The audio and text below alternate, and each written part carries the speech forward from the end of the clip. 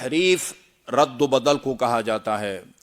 قرآن میں دو قسم کی تحریف یا رد و بدل کا امکان ہے۔ ایک تحریف کا مطلب یہ ہے کہ انسان خدا نخواستہ قرآن میں سے کسی سورہ کو یا آیت کو نکال دے یا کسی سورہ آیت کو بڑھا دے، اس کو تحریف لفظی کہا جاتا ہے۔ دوسرا یہ ہے کہ قرآن کا غلط ترجمہ کیا جائے، قرآن کی غلط تفسیر کی جائے۔ جس طرح قرآن کی غلط تفسیر کی جاتی ہے، اسی طرح سنت رسول خدا صلی اللہ علیہ وآلہ وسلم اور آپ کے آل پاک کی جو روایات ہیں ان میں بھی تحریف کی جاتی ہے، یعنی اس کا غلط ترجمہ کیا جاتا ہے۔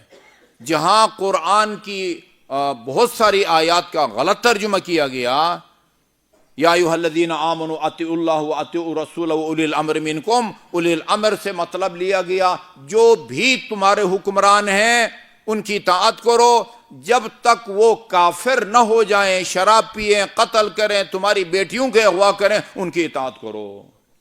اطیعوا اللہ واطیعوا، یہی وجہ ہے جب کسی صدر مملکت یا وزیر اعظم یا کسی کی حلف برداری ہوتی ہے، وہ چیف جسٹس صاحب لاتے ہیں، وہ ایک قاری صاحب کو بلایا جاتا ہے اور اسی آیت کریمہ کی جو ہے وہ تلاوت کی جاتی ہے۔ اولی الامر سے مراد فخر الدین الرازی کے اعتراف کے مطابق وہ حکمران ہیں جو معصوم عن الخطا ہوں، معصوم عن الخطا ہوں۔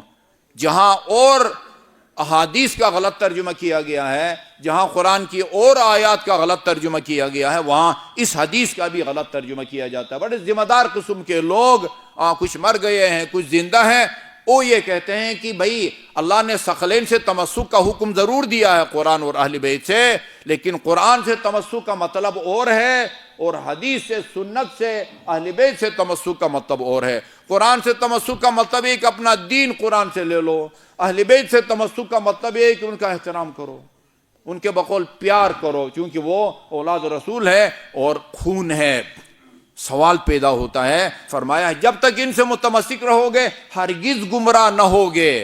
اگر صرف اہل بیت کے احترام اور صرف اہل بیت سے پیار اور محبت کے نتیجے میں اگر انسان گمراہی سے بچتا، وہ ہندو بھی ہدایت یافتہ ہوتے جنہوں نے امیر المومنین کے بارے میں، امام حسین کے بارے میں کتابیں لکھی ہیں۔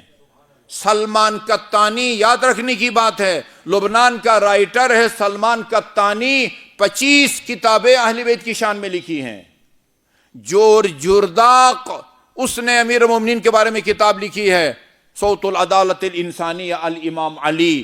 کیا خیال ہے جو امیر المومنین کے بارے میں 25 کتابیں لکھتا ہے، وہ علی کا احترام کرتا ہے یا نہیں کرتا؟ اس کے دل میں علی کی محبت ہوگی یا نہیں ہوگی؟ یقیناً محبت ہوگی، لیکن کیا وہ نجات پائے گا، جنت میں جائے گا؟ کیونکہ اس نے علی سے پیار کیا ہے، علی کا احترام کیا ہے۔ وہ تو میرے اور آپ کے رسول کو بھی نہیں وہ مانتا، اس نے کیا جنت میں جانا ہے؟ صرف محبت اور احترام بندے کے نجات کے لیے کافی نہیں ہے جب تک دین کو ان سے لے کر اس پر عمل نہ کیا جائے۔ یہ جو کہتے ہیں نا ہم اہل بیت کو مانتے ہیں، اہل بیت کو مانتے ہیں، وہ بیچارے وہ اس طرح نہیں مانتے جس طرح ماننے کا رسول خدا نے حکم دیا ہے۔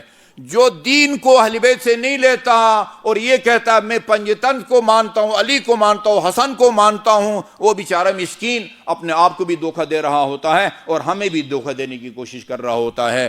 اہل بیت کو ماننے کا مطلب تمسک، یعنی دین کو آپ نے اہل بیت اطہار علیہ الصلوۃ والسلام سے لینا ہے۔ میں اپنی طرف سے کچھ نہیں کہوں گا۔ اہل بیت کے بارے میں کہاوت ہے، اہل البیت ادری بما فی البیت، گھر والوں کو پتہ ہے کہ گھر میں کیا کچھ ہے۔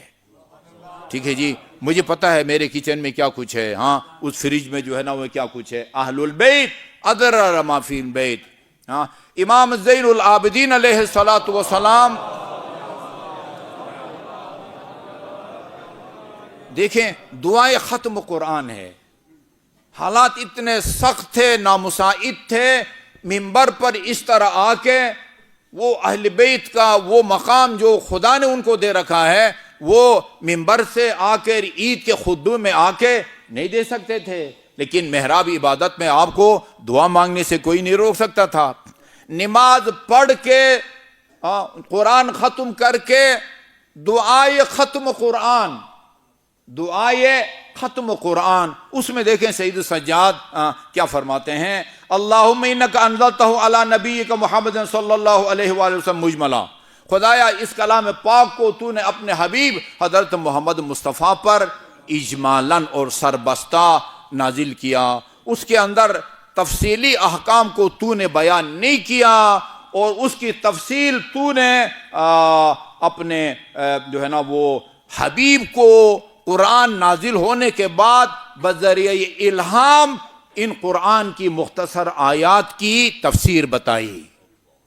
جی اس قرآن کو تو نے اجمال کے ساتھ، اختصار کے ساتھ، دیکھیں نا، اقیموا الصلاۃ وآتوا الزکوٰۃ، نماز پڑھو اور زکوٰۃ دے دو۔ نماز کی کتنی رکعت ہیں، پہلی رکعت میں کیا پڑھنا ہے، تیسرے میں کیا پڑھنا ہے، چوتھے میں کیا پڑھنا ہے، کن کن چیزوں کی زکوٰۃ دینی ہے اور کس حساب سے دینا ہے، یہ قرآن میں بیان نہیں ہوا ہے، قرآن میں مجملاً بیان ہوا ہے، اختصار کے ساتھ وہ سربستہ بیان ہوا ہے۔ وَأَلْهَمْتَهُ عِلْمَ عَجَائِبِهِ مُكَمَّلًا، اور تو نے بذریعہ الہام قرآن کی عجیب اور غریب اور حکمت بھری جو تعویل ہے یا تفسیر، اس سے تو نے اپنے حبیب کو جو ہے وہ اس کی تعلیم دی۔ پھر کیا کیا تو نے، یہ آپ کا بنیادی عقیدہ یہاں بیان ہوا ہے، وَوَرَّثْتَنَا عِلْمَهُ مُفَسَّرًا، اور جو تفصیلی علم قرآن کا تو نے اپنے حبیب کو دیا تھا، تو نے ہم اہل بیت کو اس علم کا وارث بنا دیا ہے، ہم اہل بیت کو اس علم کا وارث بنا دیا ہے۔ وَفَضَّلْتَنَا عَلَى مَنْ جَهِلَ عِلْمُهُ، اور تو نے ہمیں ان لوگوں پر برتری دی، ہم کو ان لوگوں سے افضل قرار دیا جن کے پاس اس کلام خدا کا علم نہیں ہے۔ جی جو قرآن، تو نے ہمیں اہل بیت قرآن کا عالم بنایا، اور ان پر ہم کو برتری عطا فرمائی جن کے پاس اس قرآن کا علم نہیں ہے۔ وَقَوَّيْتَنَا عَلَيْهِ، اور تو نے ہمیں قرآن کو سمجھنے، اس کی تفسیر کی قوت اور طاقت دیا، لِتَرْفَعْنَا فَوْقَ مَنْ لَمْ يُطِقْ حَمْلَهُ، تاکہ تو ہمیں ان لوگوں پر ہمیں بلند مقام عطا فرمائے جو اس قرآنی تعلیمات کے متحمل نہیں ہو سکتے۔ اس کے بعد فرمایا اللہم فکما جعلت قلوبنا لہو حملہ، جیسے فضائل اہل بیت کے امام زین العابدین بیان کر سکتے ہیں، کوئی دوسرا بیان نہیں کر سکتا۔ آ کے ایسے ہی الٹی سیدھی مارے گا، علی کو خدا کے ساتھ ملائے گا، خدا سے بھی آگے بڑھائے گا۔ وہ ایک صاحب تھے نا، خطیب مرحوم ہو گئے، وہ کہتے تھے کہ اللہ تعالیٰ صرف مومن ہے اور میرے مولا امیر المومنین ہے۔ یہ ٹھیک ہے نا، وہ اللہ نے بلا لیا، ورنہ اور لوگوں کو گمراہ کرتا، اور جتنے زیادہ لوگوں کو گمراہ کرتا اتنا ہی اس کا سخت اور کڑا جو ہے نا وہ حساب کتاب ہوتا۔ خدا نے رحم کیا اور جلدی اس کو بلا لیا اپنے پاس۔ فَكَمَّا جَعَلْتَهُ قُلُوبَنَا حَمْلًا، جس طرح خدایا تو نے ہمارے دلوں کو حامل قرآن بنا دیا ہے، ہمارے دلوں کو تو نے حامل قرآن بنا دیا ہے، تو نے ہمارے دلوں کو قرآنی تعلیمات اور اس میں بیان کیے احکام سے مکمل طور پر آگاہ کیا ہے۔ وَعَرَّفْتَنَا بِرَحْمَتِكَ شَرَفَهُ وَفَضْلَهُ، اور تو نے اپنے رحمت سے وہ قرآن مجید کی فضیلت اور اس کے شرف سے تو نے ہم اہل بیت کو آگاہ کیا ہے۔ فصل علی محمد الخطیب بہ، درود اور سلام ہو اس محمد مصطفیٰ پر کہ جس سے اللہ تعالیٰ نے قرآن کے ذریعے خطاب کیا ہے، وعلی آلہ الخزان لہ، اور اس کی آل پر بھی ہمارا درود سلام ہو جو ان قرآنی تعلیمات کے خزینہ دار ہیں۔ قرآن کے وہ خزینے اہل بیت اطہار علیہ السلام کے پاس ہے۔ اللہم صلی علی محمد وآل محمد۔ رب صلی علی اطایب اہل بیتک، خدایا اہل بیت پاک پر درود بھیج، الذین، وہ اہل بیت، یہ ٹھوس ہمارا عقیدہ بیان ہو رہا ہے، وہ اہل بیت الذین اخترتہم لامرک، جن کو اپنے امر، اپنے دین اور شریعت کے لیے تو نے جن کا انتخاب کیا ہے۔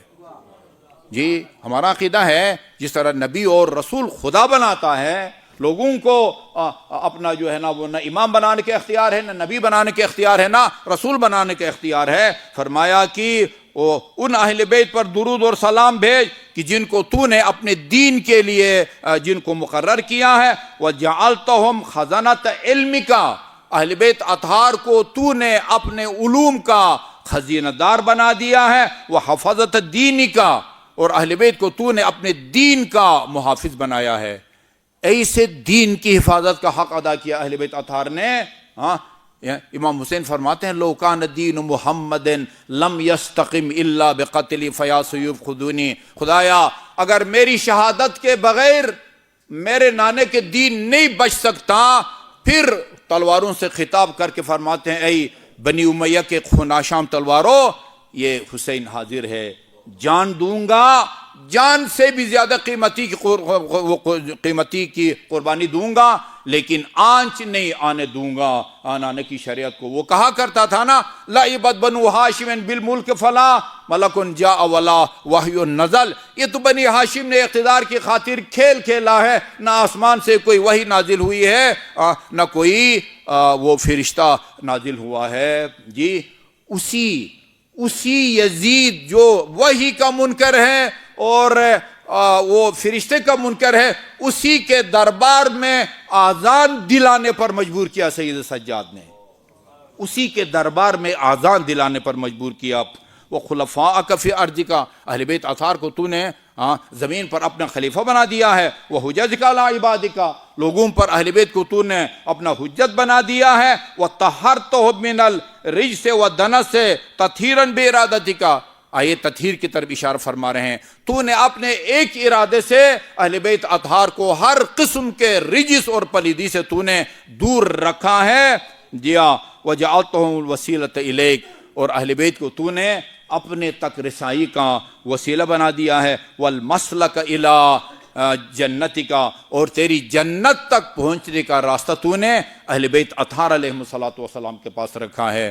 میں نے عرض کیا مغفرت کا مہینہ ہے، یعنی ہمیں بشارت یہ دی جاتی ہے کہ اس مہینے کی برکت سے خدا تمہارے گزشتہ گناہوں کو بخش چکا ہے، آئندہ دیکھو کہ اپنی آئندہ زندگی کس طرح گزارتے ہو، جس طرح استغفار کے نتیجے میں خدا جو ہے نا وہ بخشتا ہے۔